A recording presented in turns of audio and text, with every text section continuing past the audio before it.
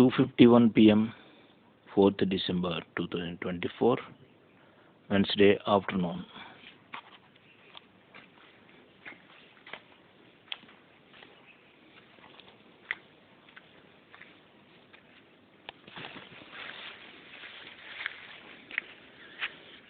Agartipalem Road,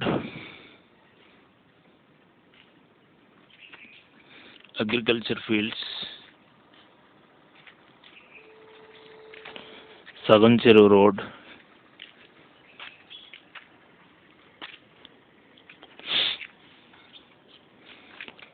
my house.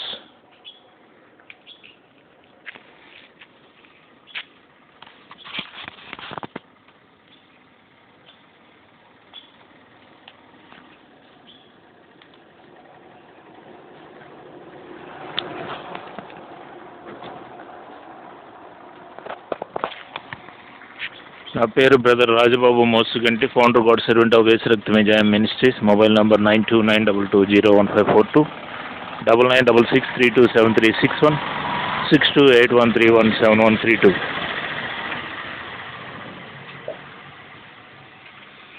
మా ఇల్లు పాడైపోయిందండి. మా తండ్రి గట్టిన ఇల్లు కూలిపోతుంది. ఇంజమూరి జాసో వాళ్ళ అమ్మ నాన్న, ఇంజమూరి శిరోమణి, ఇంజమూరి మానేలు, మా నైబర్స్ కోర్టుకెళ్ళి వాళ్ళ మీద దావైతే 5 లక్షలు మాకు ఇమ్మని డిగ్రీ అయినా కూడా ఇవ్వకోకుండా మా తండ్రి కేసులో ఉండగా చంపేశారు, మర్డర్ చేశారు. నేను అడుగుతున్నానని ఇప్పుడు ఇంట్లో ఉంటూ నేను అడుగుతున్నానని నన్ను టార్గెట్ చేశారు. పోలీసులను ఉపయోగించి పోలీసుల సపోర్ట్ తోటి నన్ను ప్లాన్ వేసారు. రోజు పోలీసుకి కాల్ చేయడం, మిడ్ నైట్ అయితే ఈ పక్కనే వచ్చి ఉంటున్నారు అన్నమాట. వాళ్ళు వెళ్ళిపోయారు ఎక్కడికో, ఎవరికో కిరాయికి ఇచ్చుకొని వాళ్ళు వస్తూ ఉంటారు. మెకా సేజ్ వాళ్ళ తమ్ముళ్ళ కంపెనీ ఉంది అక్కడ, మెక్క వరల్డ్ అని, దానికి సంబంధించిన వాళ్ళు. ఎన్ని గొడవలైనాయో, న్యూసెన్స్ మొహం మీద ఉమ్మేసి పొండరావతలకు అని చెప్పి వాళ్ళని పోలీసుల చేత ఖాళీ చేయించినా మళ్ళీ వస్తున్నారు సిగ్గు లేకుండా. మాకు చాలా సిగ్గు అవుతుందండి వాళ్ళ వల్ల. మెకా సేజ్ బాబుకి కొంచెం జ్ఞానం తక్కువ అనుకుంటా. ఆల్రెడీ క్లియర్గా మెసేజ్ పంపించాను నేను, చాలా క్లియర్గా. అయినా సరే మళ్ళీ వాళ్ళు వస్తున్నారు. కంట్రోల్ చేయాలి కదా అతను, ఒక పొలిటీషియన్ అయ్యండి కొంచెం నీట్గా బతకాలి కదా. సో ఇక్కడ ఈ స్థలం ఉన్నది చూసారండి, ఇంటి ముందు, మా ఇంటి ముందు వాకిలి స్థలం.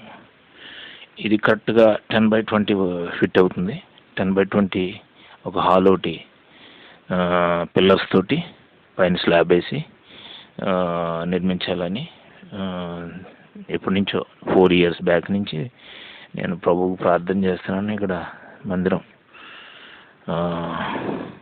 ఇమాన్యుయల్ మెమోరియల్ క్రైస్ట్ చర్చ్ అని చెప్పి పేరు పెడుతూ, ఇక్కడ దీని తర్వాత మళ్ళీ ఎక్స్టెన్షన్, ఇప్పుడున్న ఇల్లు కోలుకొడుతూ కొంచెంగా ఎక్స్టెన్షన్ చేయాలి మందిరాన్ని. సో దయచేసి ప్రార్థన చేయండి. సో ఇప్పుడు మనం దేవుని వాక్యాన్ని ధ్యానించుకుందాం. ఈ ఉదయ కాలాన్న ప్రభువుకి ప్రభువా నాతో మాట్లాడిందే నేను యూట్యూబ్లో షేర్ చేసుకుంటాను కాబట్టి మా యూట్యూబ్ విజిటర్స్కి, అలానే మా యూట్యూబ్ సబ్స్క్రైబర్స్కి నా ద్వారా మెసేజ్ అందించు అని చెప్పి అన్నప్పుడు ప్రభు నాతో మాట్లాడిన వాక్యం చూడండి. చూసారా, అండర్లైన్ చేసింది, నీతిమంతుడు విశ్వాసం చేత బ్రతుకును. సింపుల్, ఒకే ఒక లైన్ తోటి మాట్లాడాడు దేవుడు. ఇది హబక్కుకు 2వ అధ్యాయం 4వ వచనం చదువుతాను.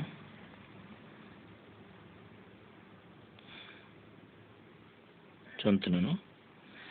వారు యథార్థపరులు కాక తమలో తాము అతిశయపడుదురు, అయితే నీతిమంతుడు విశ్వాసం చేత బ్రతుకును. ఈ వాక్యాన్ని ప్రభువా నాకు అర్థమయ్యేలాగా ఎక్స్ప్లెయిన్ చేయంటే, అప్పుడు ఇక్కడ నేను వాడుతున్నది రిఫరెన్స్ బైబిల్ అండి.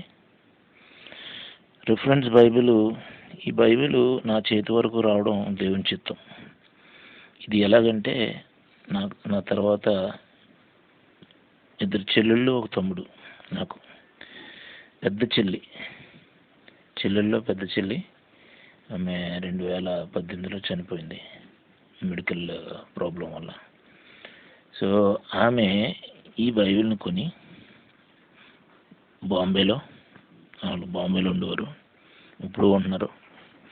ఆమె కొడుకు కూతురు బాంబేలోనే ఉంటారు.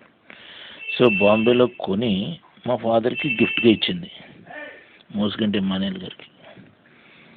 ఆయన మరణానంతరం ఈ బైబిల్ ఇక్కడ ఇంట్లో ఉన్నదని నాకు తెలియదు. ఆయన మరణానంతరం ఆయన సామాన్లన్నీ ఒకటి చూస్తుంటే ఈ బైబిల్ దొరికింది. సరేలేని జాగ్రత్త పెట్టాను. తర్వాత ఆయన మరణానంతరం మా తల్లి నన్ను సింగిల్గా ఇక్కడ వదిలేసి చిన్న చెల్లి దగ్గరికి వెళ్ళింది 1 month కోసం. అప్పుడు నేను ఇంటికడే ఖాళీగానే కూర్చున్నాను. ఒక రోజున అలాగ మళ్ళా మా ఫాదర్ సామాన్లు అన్నీ చూస్తుంటే ఒకటి అని యూజ్ఫుల్ అవుతాయి వాడుకుందామని ఈ బైబిల్ కనిపించింది. అప్పుడు ఈ బైబిల్ ఇది రిఫరెన్స్ బైబిల్. అప్పటి వరకు నాకు రిఫరెన్స్ బైబిల్ గురించి ఏమీ తెలియదు. మామూలు బైబిల్ తెలుసు, దాన్ని అదే అక్కడక్కడ చదవడం, వరుస క్రమంగా ఏమి చదవలేదు అక్కడ. అయితే రిఫరెన్స్ బైబిల్ ఎప్పుడైతే పట్టుకున్నానో ఈ రిఫరెన్స్ బైబిల్ ఎలా చదవాలా అని చెప్పేసి నేను ట్రై చేశాను. ఎందుకంటే రిఫరెన్స్ బైబిల్ గురించి నాకు ఎవరు చెప్పలేదు, ఎప్పుడు ఒక రిఫరెన్స్ బైబిల్ అంటూ ఉంటుందని నాకు తెలియదు. సరే ఎలా చదవాలని ట్రై చేస్తే ఈ రిఫరెన్స్లు చూడడమే రాలేదు నాకు. సో చూడడం రాకపోతే సరే ఏదో ట్రై చేశాను కొంతవరకు. ఈ రిఫరెన్స్ల ద్వారా కొంతవరకు ఇప్పుడు నీతిమంతుడు విశ్వాసం చేత బ్రతుకును అనే వాక్యం నాకు అర్థం కావాలంటే దానికి సంబంధించిన రిఫరెన్స్లు చూడడం ద్వారా అది మరింత ఎలాబొరేట్ చేయబడుతుంది అన్నమాట, ఎక్స్ప్లెయిన్ చేయబడుతుంది. అప్పుడు విశ్వాసము, నీతిమంతుడు విశ్వాసం చేత ఎలా బ్రతుకుతాడు అనేది ఈ వాక్యానికి బైబిలే మళ్ళీ రిఫరెన్సెస్ ద్వారా ఎక్స్ప్లెయిన్ చేస్తుంది అన్నమాట. అది మనకి ఈజీగా అవగాహన అవుతుంది. సో అప్పుడు నాకు సంథింగ్ దేవుడు మనోనేత్రాలు తెరిచాడు.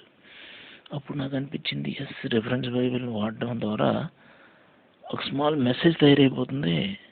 ఒక గ్యాదరింగ్కి ఒక మెసేజ్ ఈ రిఫరెన్సెస్ ద్వారా ప్రిపేర్ చేసుకుని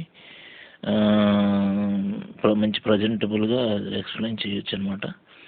అందరికీ బైబిల్ అర్థమయ్యేలాగా ఎక్స్ప్లెయిన్ చేయొచ్చు అనమాట అని చెప్పి నాకు కొంచెం ఐ ఓపెనర్ అయింది, క్లిక్ అయింది. సో ఒక ఐడియా వచ్చిందనమాట. అప్పటి నుంచి నేను ఇంక వర్సిటీ రిఫరెన్సెస్ బైబిల్ని ఒక బుక్ పెట్టేసిన నోట్బుక్, రోజుకు ఒక వాక్యం తీసుకొని దానికి రిఫరెన్స్ చూడడం, ఒక స్మాల్ మెసేజ్ తయారైపోతుంది. అదంతా సమ్మరీగా చదువుతుంటే అబ్బా వండర్ఫుల్ మెసేజ్ తయారైంది. సో బైబిల్ని ఈ విధంగా అర్థం చేసుకోవాలన్నమాట అని చెప్పి అప్పుడు నాకు అర్థమైంది. అప్పటి నుంచి ఇక నేను వరుసగా రిఫరెన్స్ బైబిల్స్ చదువుతున్నాను. అలాగా 2 సార్లు బైబిల్ కంప్లీట్ చేశానండి. 3వసారి కూడా చదువుతున్నాను కానీ ఇంకా ఫినిష్ కాలేదు. బట్ 2 సార్లకే నాకు దేవుడు బైబిల్ని అర్థం చేసుకునే శక్తిని ఇచ్చాడు. ఎందుకంటే నేను బైబిల్ చదివేటప్పుడు ప్రభు ఈ వాక్యం నాకు ఏమీ అర్థం కాదు, నేను అంత జ్ఞానిని కాదు, నాకు జ్ఞానం నువ్వు అర్థం చేసుకునే జ్ఞానం, అలానే అర్థం చేసుకున్న దాన్ని మెమరీ చేసుకోవడానికి జ్ఞాపశక్తిని ఇవ్వని చెప్పేసి నేను ప్రార్థన చేసుకుంటూ నేను బైబిల్ చదవడం వల్ల నాకు దేవుడు ఈ మర్మాలను బయలుపరిచాడు. ఇప్పుడు చూడండి, నీతిమంతుడు విశ్వాసం చేత బ్రతుకుననే వాక్యానికి మనకున్న రిఫరెన్సెస్ ఏంటంటే యోహాను సువార్త 3:36, రోమీలకు రాసిన పత్రిక 1:17, గలతీలకు రాసిన పత్రిక 3:11, హెబ్రీలకు రాసిన పత్రిక 10:38. అంతే, ఓన్లీ 1 రిఫరెన్స్ ఉంది. ఆ 1 రిఫరెన్స్కి, ఫస్ట్ రిఫరెన్స్కి ఇన్ని రిఫరెన్సెస్ ఉన్నాయి. సో ఇప్పుడు మనం యోహాను సువార్త 3:36 చూద్దాం. నీతిమంతుడు విశ్వాసం చేత బ్రతుకును అనేది అర్థం చేసుకోవడం కోసం యోహాను సువార్త 3:36 చదువుకుందాం. ఆల్రెడీ ఈ పెట్టుకుని ఈ స్టెప్స్ రెడీ చేసుకున్న వాక్యాన్ని చూడండి. యోహాను సువార్త 3:36 చదువుతాను. కుమారుని యందు విశ్వాసం ఉంచేవాడే నిత్య జీవం గలవాడు, కుమారునికి విధేయుడు కానివాడు జీవము చూడడు గాని దేవుని ఉగ్రత వాని మీద నిలిచియుండును. కుమారుని యందు విశ్వాసం ఉంచేవాడే నిత్య జీవం గలవాడు, కుమారునికి విధేయుడు కానివాడు జీవము చూడడు గాని దేవుని ఉగ్రత వాని మీద నిలిచిండును. ఏమర్థమైంది ఈ వాక్యం? కుమారుని యందు విశ్వాసం ఉంచేవాడే నిత్య జీవం గలవాడు. అంటే యేసు ప్రభు తండ్రి కుమార పరిశుద్ధాత్మలో కుమారుడు యేసు ప్రభు కనుక ఆయన యందు విశ్వాసం ఉంచేవాడే నిత్య జీవం గలవాడు. కుమారునికి విధేయుడు కానివాడు జీవము చూడడు కానీ కుమారునికి విధేయుడు కానివాడు జీవం చూడడు. అంటే యేసు ప్రభువుని విశ్వసించినటువంటి వారు జీవము చూడరు, నిత్య జీవనం పొందలేరు. కానీ దేవుని ఉగ్రత వాని మీద నిలిచిండును. దేవుని ఉగ్రత ఉన్నదంటే ఏంటి? తండ్రి కోపించడానికి ఒక కుమారుని ఏం చేస్తాడు? శిక్షిస్తాడు, దండిస్తాడు. దేవుని ఉగ్రత వాని మీద నిలిచిందంటే మరణ శిక్ష పడుతుంది. అది రెండవ మరణం. అప్పుడు ఎక్కడో పోతాడు? దేవుని సన్నిధి నుంచి దూరంగా నరకానికి పోతాడు. ఈ వాక్యం ఇప్పుడు మనకు అర్థం కావాలంటే ఎక్కడి నుంచి చదవాలి మనం? చూడండి, యోహాను సువార్త 3:31 నుంచి నేను చదువుతున్నాను. పైనుండి వచ్చేవాడు అందరికీ పైనున్నవాడు, భూమి నుండి వచ్చేవాడు భూ సంబంధమైన సంగతులను గూర్చి మాట్లాడును. పరలోకము నుండి వచ్చేవాడు అందరికీ పైగా నుండి తాను కన్న వాటిని గూర్చి విన్న వాటిని గూర్చి సాక్ష్యం ఇచ్చును. ఆయన సాక్ష్యము ఎవడును అంగీకరింపడు. ఆయన సాక్ష్యము అంగీకరించిన వాడు దేవుడు సత్యవంతుడని మాటకు ముద్ర వేసి ఉన్నాడు. ఏలైనగా దేవుడు తాను పంపిన వానికి కొలత లేకుండా ఆత్మను అనుగ్రహించును గనుక ఆయన దేవుని మాటలే పలుకును. తండ్రి కుమారుని ప్రేమించుతున్నాడు గనుక ఆయన చేతికి సమస్తము అప్పగించి ఉన్నాడు. కుమారుని యందు విశ్వాసం ఉంచేవాడే నిత్య జీవం గలవాడు. కుమారునికి విధేయుడు కానివాడు జీవము చూడడు గాని దేవుని ఉగ్రత వాని మీద నిలిచిండును. ఇప్పుడు యేసు ప్రభువుని దేవుడిగా గుర్తించడానికి ఇష్టపడినటువంటి కొంతమంది యూదులు, యావే సమాజం వారు, జెహోవా విట్నెసెస్, వీళ్ళందరూ కుమారుని యందు విశ్వాసం ఉంచరు, కుమారునికి విధేయులు కారు. వాళ్ళు ఇప్పుడు దేనికి గురవుతారో దేవుని ఉగ్రత వాని మీద నిలిచిండు. నిత్య జీవనం కోల్పోయి నరకానికి పోతారని అర్థమైపోతుంది కదా. అందుకే వాళ్ళతో కొంచెం దూరంగా ఉండండి. నేను చెప్పానని కాదు, మీరు బాగా ఆలోచించుకుని దేవుని జ్ఞానం అంతేనే దూరంగా ఉండండి. లేదంటే కలిసి ఉంటాయంటే మీ ఇష్టం, మీకున్న స్వాతంత్ర్యం మీది, ఎవరు కాదనలేరు. ఎవరి స్వాతంత్ర్యం వారిది. తుదకు అది మనల్ని నరకానికి నడిపించేదిగా ఉండకూడదు, జ్ఞానయుక్తంగా పరలోకానికి చేర్చేదిగా ఉండాలి ఆ స్వాతంత్ర్యం. అది నా యొక్క అభిప్రాయం. నా అభిప్రాయాన్ని మీరు గౌరవించాలంటే గౌరవించవచ్చు, గౌరవించకూడదంటే గౌరవించకూడదు, మీ ఇష్టం. ఇప్పుడు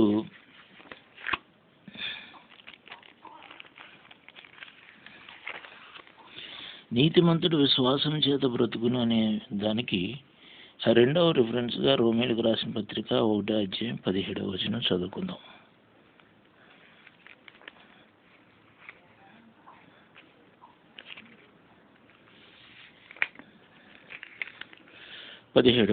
ఎందుకనినా నీతిమంతుడు విశ్వాస మూలంగా జీవించినని వ్రాయబడిన ప్రకారం విశ్వాస మూలంగా అంతకంతకు విశ్వాసం కలుగునట్లు దేవుని నీతి దాని యందు బయలుపరచబడుచున్నది. ఎందుకనినా నీతిమంతుడు విశ్వాస మూలంగా జీవించినని వ్రాయబడిన ప్రకారం విశ్వాస మూలంగా అంతకంతకు విశ్వాసం కలుగునట్లు దేవుని నీతి దాని యందు బయలుపరచబడుచున్నది. ఈ వాక్యం మనకు అర్థం కావాలంటే రోమీయులకు రాసిన పత్రిక 1:8 నుంచి 17 వరకు చదువుకుందాం. మీ విశ్వాసము సర్వలోకమున ప్రచురం చేయబడుచుండుట చూసి మొదట మీ అందరి నిమిత్తం యేసుక్రీస్తు ద్వారా నా దేవునికి కృతజ్ఞతాస్తుతులు చెల్లించుతున్నాను. ఇప్పుడు ఎలాగైనానో ఆటంకం లేకుండా మీ వద్దకు వచ్చుటకు దేవుని చిత్తం వలన నాకు వీలు కలుగునేమో అని నా ప్రార్థనలు యందు ఎల్లప్పుడూ ఆయనను బతిమాలుకొనుచు మిమ్మల్ని గూర్చి ఎడతెగక జ్ఞాపకం చేసుకొనుచున్నాను.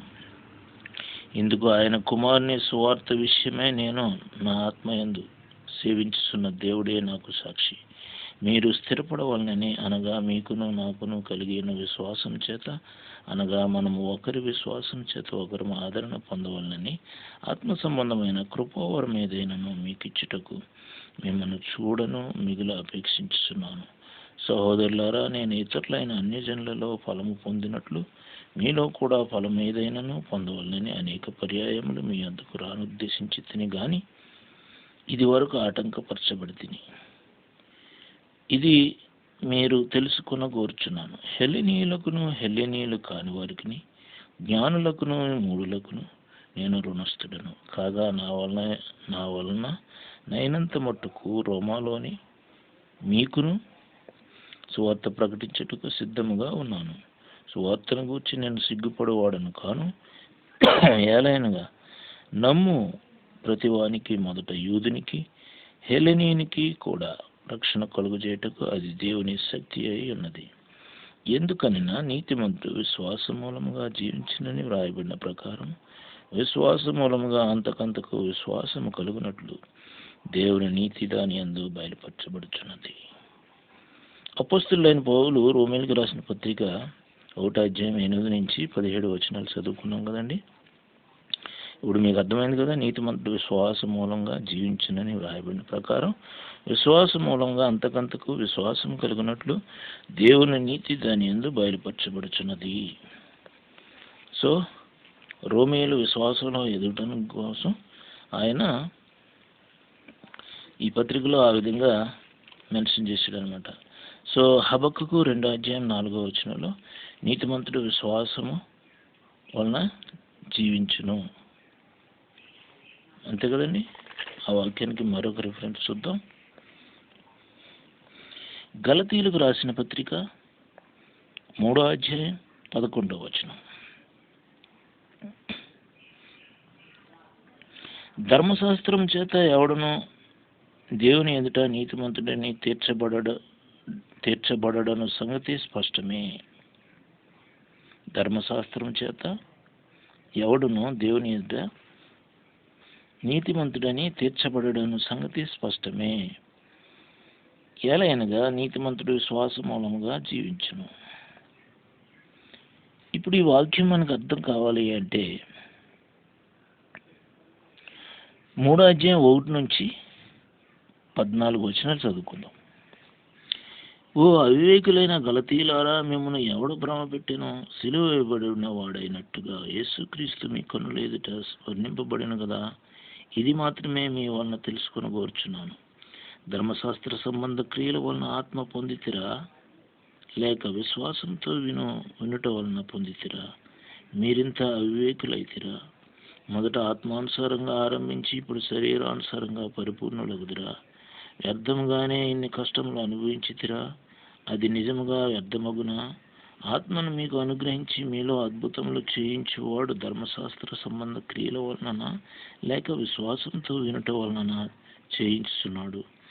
అబ్రహాము దేవుని నమ్మినందున అది అతనికి నీతి అని ఎంచబడిను. కాబట్టి విశ్వాస సంబంధులే అబ్రహాం కుమారులని మీరు తెలుసుకొనుడి.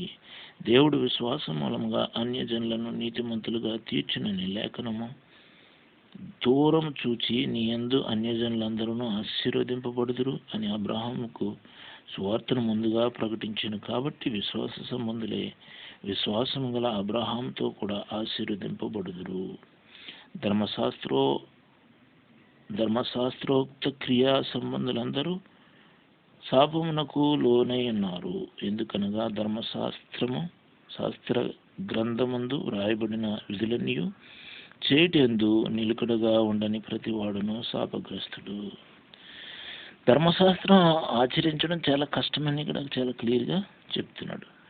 సో ధర్మశాస్త్ర విధులన్నీ చేటెందు నిలకడగా ఉండని ప్రతి వాడును శాపగ్రస్తుడని రాయబడి ఉన్నది. ధర్మశాస్త్రం చేత ఎవడనో దేవుని ఎదుట నీతిమంతుడని తీర్చబడను సంగతి స్పష్టమే. ఏలైనగా నీతిమంతుడు విశ్వాస మూలంగా జీవించును. ధర్మశాస్త్రము విశ్వాస సంబంధమైనది కాదు గాని దాని విధులను అనుసరించేవాడు వాటి వలనే జీవించును. ఆత్మను గూర్చిన వాగ్దానం విశ్వాసము వలన మనకు లభించినట్లు అబ్రహాము పొందిన ఆశీర్వచనము క్రీస్తు యేసు ద్వారా అన్ని జనులకు కలుగుటకే క్రీస్తు మనకు గాను శాపగ్రాహి అయి మనలను ధర్మశాస్త్రం యొక్క శాపము నుండి విమోచించెను. ఇందును గూర్చి మ్రాను మీద వేలాడిన ప్రతి వాడును శాపగ్రస్తుడని వ్రాయబడి ఉన్నది.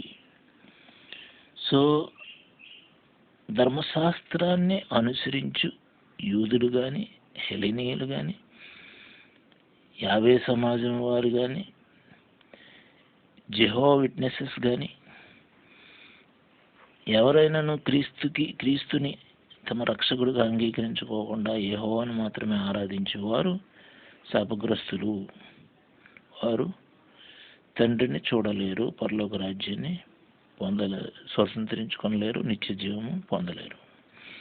సో ఇప్పుడు మరొక రిఫరెన్స్ ఉందండి.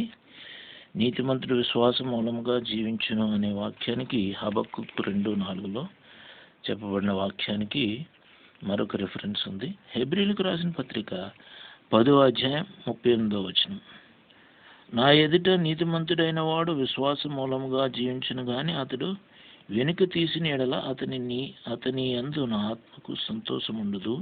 అయితే మనము నశించుటకు వెనుక తీయువారము కాము గాని ఆత్మను రక్షించుకొనుటకు విశ్వాసం కలిగిన వారమై ఉన్నాము. ఇంకా ఫర్దర్గా మనం 11:12 వరకు చదువుకుందాం. విశ్వాసం అనేది నిరీక్షింపబడు వాటి యొక్క నిజ స్వరూపమును అదృశ్యమైనవి ఎన్నవనుటకు రుజువునై ఉన్నది. దానిని బట్టి పెద్దలు సాక్ష్యం పొందిరి. ప్రపంచములు దేవుని వాక్యం వలన నిర్మాణమైనవని, అందును బట్టి దృశ్యమైనది కనబడేడు పదార్థములచే నిర్మింపబడలేదని విశ్వాసం చేత గ్రహించుకొనుచున్నాము. విశ్వాసమును బట్టి హేబేలు కయీను కంటే శ్రేష్టమైన బలి దేవునికి అర్పించెను. దేవుడు అతని అర్పణలను గూర్చి సాక్ష్యం ఇచ్చినప్పుడు అతడు ఆ విశ్వాసమును బట్టి నీతిమంతుడని సాక్ష్యం పొందెను. అతడు మృతి నొంది ఆ విశ్వాసం ద్వారా మాట్లాడుచున్నాడు. విశ్వాసమును బట్టి హానోకు మరణం చూడకుండానట్లు కొనుపోబడెను.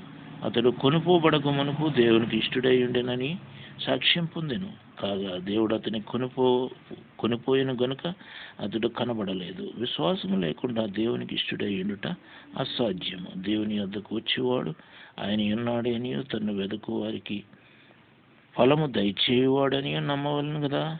విశ్వాసమును బట్టి నోవహు అది వరకు చూడని సంగతులను గూర్చి దేవుని చేత హెచ్చరింపబడి భయభక్తులు గలవాడే తన ఇంటి వారి రక్షణ కొరకు ఒక ఓడను సిద్ధం చేసెను. అందువలన అతడు లోకము మీద నేరస్థాపన చేసి విశ్వాసమును బట్టి కలుగు నీతికి వారసుడాయను. అబ్రహాము పిలువబడినప్పుడు విశ్వాసమును బట్టి ఆ పిలుపుకు లోబడి తాను స్వాస్థ్యముగా పొందనయ్యున్న ప్రదేశమునకు బయలు వెళ్ళెను. మరియు ఎక్కడికి వెళ్ళవలెనో అది ఎరుగక బయలు వెళ్ళిన విశ్వాసను బట్టి అతనితో ఆ వాగ్దానమునకు సమాన వారసులైన ఇస్సాకు, యాకోబు అను వారును గుడారములలో నివసించుచు అన్యుల దేశంలో ఉన్నట్టుగా వాగ్దత్త దేశంలో పరవాసులైరి. ఏలైనగా దేవుడు దేనికి శిల్పియు నిర్మాణకుడు నై ఉన్నాడో పునాదులు గల ఆ పట్టణము కొరకు అబ్రహాము ఎదురు చూస్తుండెను. విశ్వాసమును బట్టి సారాయి వాగ్దానము చేసిన వాడు నమ్మదగిన వాడిని ఎంచుకొనెను గనుక తాను వయస్సు గతించినదైనను గర్భము ధరించుటకు శక్తి పొందెను. అందుచేత మృతతుల్యుడైన ఆ యొక్కని నుండి సంఖ్యకు ఆకాశ నక్షత్రముల వలెను సముద్ర తీరమందలి లెక్కింప సఖ్యము కాని ఇసుక వలెను సంతానము కలిగెను.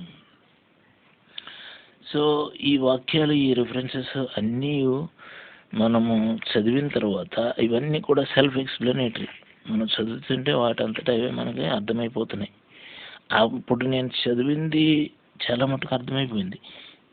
ఇంకా అర్థం కాకపోతే నా సలహా ఒకటి, నీతిమంతుడు విశ్వాసం చేత బ్రతుకుననే వాక్యానికి రిఫరెన్సెస్ మరొకసారి చెప్తున్నాను. యోహాను సువార్త 3:36, రోమీయులకు రాసిన పత్రిక 1:17, గలతీయులకు రాసిన పత్రిక 3:11, హెబ్రీయులకు రాసిన పత్రిక 10:38.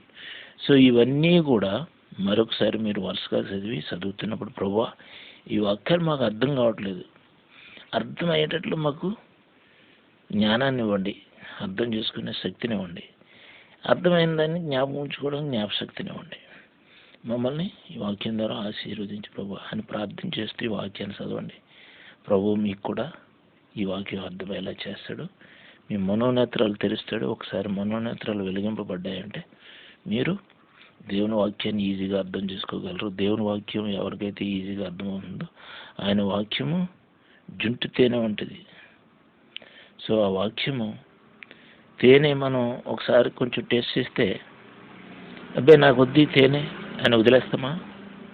మరలా ఇంకో స్పూన్ లాగించేద్దాం అనిపిస్తుంది. ఆ స్పూన్ తినేసిన తర్వాత ఇంకా ముందు తేనె ఉందనుకోండి మనకు చిన్న బాటిల్లో, ఇంకో స్పూన్ అనుకుంటాం. తర్వాత మళ్ళీ ఏమవుతుంది, మరి ఇంకో స్పూన్ అని భ్రమలాగుతుంది. ఆఖరికి మొత్తం మీద కంట్రోల్ లేనటువంటి వారు ఆ బాటిల్ అంతా ఖాళీ చేస్తారు. అది కూడా ప్రమాదమే. ఎక్కువ తేనె తిన్నా కడుపు కొంచెం డిస్టర్బ్ అవుతుంది, బట్ డేంజర్ ఏం కాదు. కానీ తేనెని ఎవరు నాకు వద్దు అని రిజెక్ట్ చేయరు. ఎందుకంటే తేనెలో ఉన్నటువంటి న్యూట్రిషన్స్ అండ్ డెలిషియస్నెస్ అటువంటిది. సో దేవుని వాక్యం కూడా ఆయన మనోనేత్రాలు కనుక తెరిచాడంటే తేనె వలె అర్థమవుతుంది. దేవుని వాక్యం చాలా శ్రద్ధగా ఆశతో సొంతం. పరలోక జ్ఞానం మనకు అందుతుందంటే ఇహలో జ్ఞానం ఈజీగా అర్థమైపోద్ది.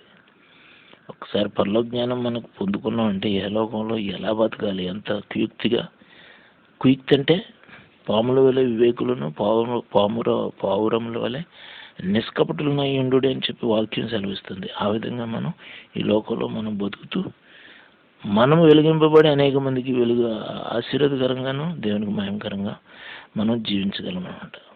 కనుక మీరందరూ కూడా వాక్యాన్ని చదువుకోండి. వాక్యం ద్వారా దేవుడు మాట్లాడతాడు. ఎందుకంటే వాక్యము రెండంచుల వాడి అయిన ఖడ్గము వంటిది, మూలుగులను సైతము శోధింప సఖ్యము గలదై దేవుని శక్తి కలిగి ఉన్నటువంటి వాక్యం.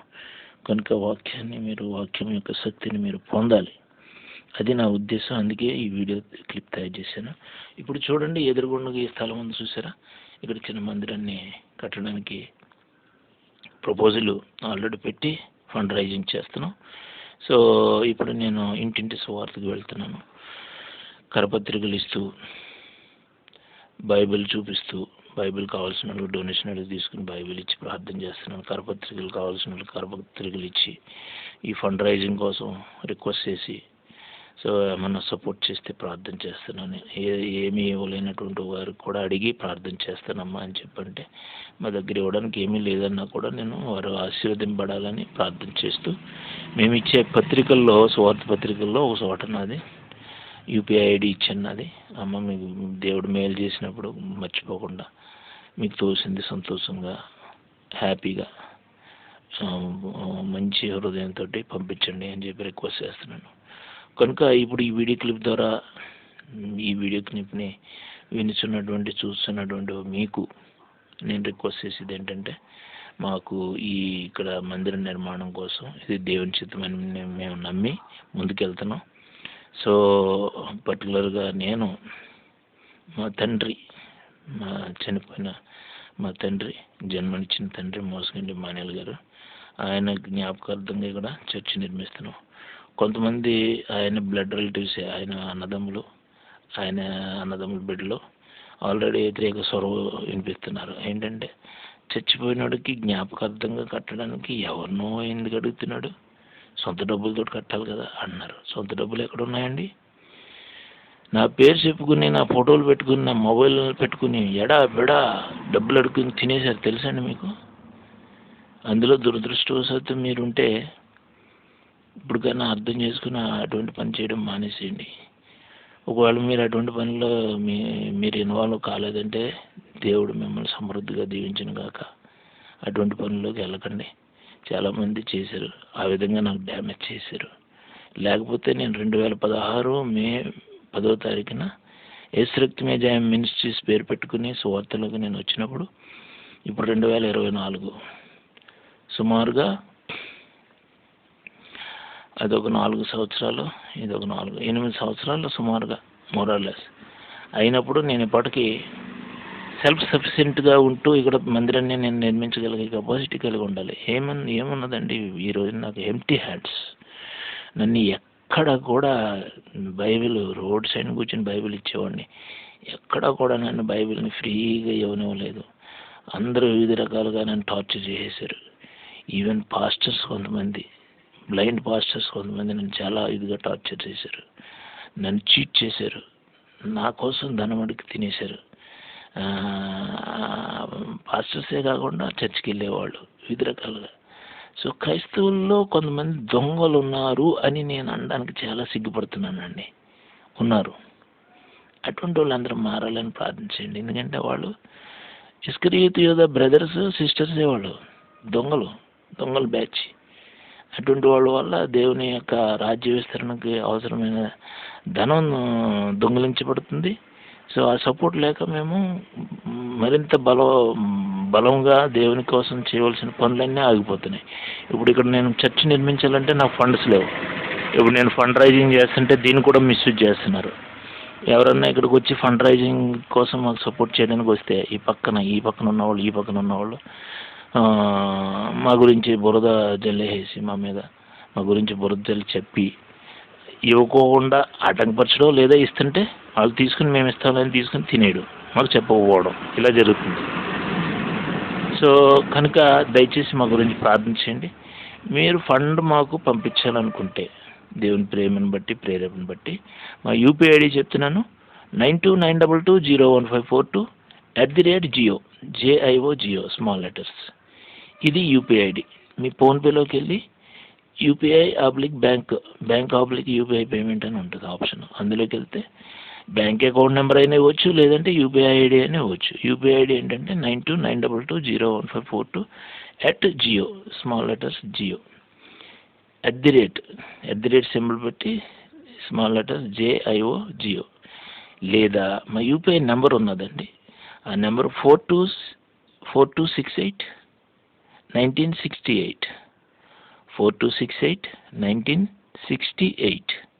ఈ నెంబర్ ఇచ్చినా నా పేరు వచ్చేస్తుంది, రాజబాబు మోసుగంటి.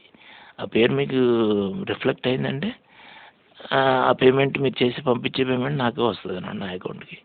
సో ఇప్పుడు మరి ఈ యేసు రక్తమే జయం మినిస్ట్రీస్ మీద కానీ అకౌంట్ లేదు, ఇమాన్యుయల్ మెమోరియల్ క్రైస్ట్ చర్చ్ అని పేరు మీద కూడా అకౌంట్ లేదు. కనుక నా పేరు మీదే నేను ఈ ఫండ్ రైజింగ్ చేస్తున్నాను. మీరు ఇచ్చే ప్రతి రూపాయికి దేవునికి నేను లెక్క చెప్తాను. మీరు దాని విషయంలో ఏం వర్రీ కాకండి. మీరు పంపించే ప్రతి రూపాయికి దేవుని దగ్గర నుంచి, దేవుని సన్నిధి నుండి మీరు ఆశీర్వదింపబడతారు. నేను ప్రార్థన చేయడం నా వంతు, ఖచ్చితంగా ప్రార్థన చేస్తూనే ఉంటాను. సో మీకు దేవుని యొక్క సన్నిధి నుండి ఆశీర్వాదాలు మీరు పొందుకుంటూనే ఉంటారు. సో కనుక తప్పకుండా మర్చిపోకుండా మాకు ఫండ్ సపోర్ట్ చేయండి. సో దేవుడు మిమ్మల్ని, మీ కుటుంబాన్ని, మీ పిల్లల్ని, మీ రక్త సంబంధుల బంధుమిత్రులను, కాందాన్ని సమృద్ధిగా దేవుని చిత్త ప్రకారంగా దీవించి ఆశీర్వదించి మిమ్మల్ని అందరినీ హెచ్చించి గణపరిచి గొప్పగా ఆశీర్వదించి అనేక మందికి ఆశీర్వాదకరంగా మిమ్మల్ని నిలబెట్టుకొని మీ ద్వారా అనేక మంది పరలోక రాజ్యాన్ని స్వతంత్రించుకోవడానికి మిమ్మల్ని ఘనమైన బలమైన సాధనములుగా దేవుడు వాడుకొని మీ ద్వారా దేవునికి మహిమ కలగాలని ప్రార్థన చేస్తాను. Brother Rajababu Mosuganti, founder God servant of Yesu Rakthame Jayam ministries. మా మొబైల్ నెంబర్స్ వన్స్ అగైన్ 9292015422 9966327361 6281317132. మా వాట్సాప్ నెంబర్ 9292201542. మా యూట్యూబ్ ఛానల్ రాజబాబు మోసుగంటి. ఈ వీడియోని మా ఛానల్ రాజబాబు మోసుగంటిలో వేస్తాము. సో మా ఛానల్ సబ్స్క్రైబ్ చేయండి, మా వీడియోస్ అన్ని లైక్ చేయండి. మాకు ఇంకా ఛానల్స్ ఉన్నాయండి. రాజా తెలుగు క్రిస్టియన్ వరల్డ్ ట్రావెలర్ ఒక ఛానల్ ఉంది, సబ్స్క్రైబ్ చేయండి, వీడియోలు చూడండి, లైక్ చేయండి, షేర్ చేయండి, మంచి కామెంట్స్ రాయండి. Road side Bible distributor for India vlog అది నాదేనండి. రోడ్ సైడ్ కూర్చొని బైబిల్ డిస్ట్రిబ్యూట్ చేసినప్పుడు తీసిన వీడియోలు అన్నీ ఉంటాయి అందులో. ఆ ఛానల్ సబ్స్క్రైబ్ చేయండి, వీడియోస్ లైక్ చేయండి, షేర్ చేయండి, మంచి కామెంట్స్ రాయండి. ఆర్బీ మోసుగంటి అది నా ఛానల్ సబ్స్క్రైబ్ చేయండి, అందులో ఉన్న వీడియోస్ లైక్ చేయండి, కామెంట్స్ రాయండి, మంచి షేర్ చేయండి. అవన్నీ online videos, free videos. So ఇంకొక ఛానల్ ఉంది యేసు రక్తమే జయం మినిస్ట్రీస్, అది యూట్యూబ్లోంచి డిలీట్ అయిపోయింది, రికవర్ చేస్తున్నాం. అది రికవర్ అయినప్పుడు దాని గురించి కూడా చెప్తాం, అప్పుడు సబ్స్క్రైబ్ చేద్దరు. కానీ అంతవరకు దానికి సబ్స్క్రైబ్ మీరు చేయకపోవడం మేలు. ఎందుకంటే అది ఆ ఛానల్ ఏంటి, దాని స్టేటస్ ఏంటి, ఇప్పుడు డిలీట్ స్టేటస్లో ఉంది. రికవర్ అయితేనే మాది, రికవర్ కాకపోతే మాది కానట్టే. అంటే అది వేరే ఎవరికో యూట్యూబ్ వాళ్ళు ఇచ్చేస్తారా అంటే ఏమో అది వాళ్ళు ఎలాంటి నిర్ణయం తీసుకుంటారో తెలీదు. మాకు రికవర్ అయ్యేంత వరకు కూడా మేమేమీ చెప్పలేకపోతున్నాం. రికవరీకి ప్రయత్నం చేస్తున్నాం గట్టిగా. దయచేసి ప్రార్థన చేయండి. So thank you very much. Praise the Lord. God bless you.